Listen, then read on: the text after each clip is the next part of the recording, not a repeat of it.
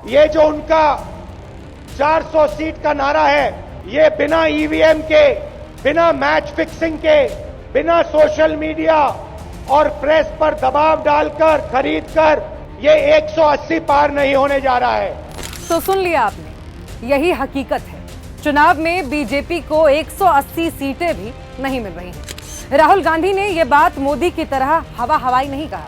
यह आंकड़ा बीजेपी के एक इंटरनल सर्वे के बाद सामने आया है। वो सर्वे हम आपके सामने स्क्रीन पर रख रहे हैं। बीजेपी के एक केंद्रीय मंत्री और मोदी के करीबी नेता ने यह बात कबूल की है, लेकिन शर्त रखी है कि नाम का खुलासा नहीं होना चाहिए। उनका पूरा सम्मान रखा जाएगा। हम उन मंत्री जी की पहचान भी गुप्त रखेंगे। तो हुआ कुछ यूं कि बीजेपी ने साल 2024 चुनाव की तैयारियों में जाने से पहले एक इंटरनल सर्वे कराया कि आखिर पता तो चले सीटें कितनी आ रही हैं।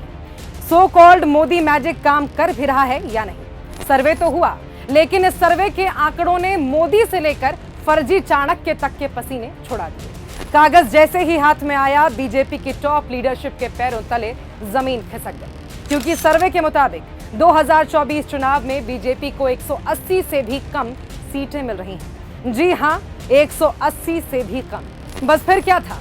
आनन फानन में मोदी शाह ने बैठक बुला ली। साफ और कड़े शब्दों में कहा कि किसी भी हाल में सर्वे की रिपोर्ट लीक नहीं होनी चाहिए। लेकिन इंटरनेट की दुनिया में कहां कोई बात छुपी रहती है। अब प्लानिंग हुई कि जनता के बीच नैरेटिव सेट करने की, तो यह जिम्मेदारी मोदी जी ने खुद उठाई और हर मंच से कहने लगे कि इस बार बीजेपी 400 पार सीटें जीतेगी। हर नेता कार्यकर्ता को 400 का ये सबक याद रखने की सख्त नसीहत भी दी गई। लेकिन बीजेपी की हालत क्या है, वो ये सर्वे बता रहा है। इसी सर्वे ने मोदी को विपक्षी पार्टियों में तोड़फोड़, साम दाम दंड भेद, ईडी सीबीआई, बैंक खाते फ्रीज, नेताओं को जेल में डालने तक को मजबूर कर दिया।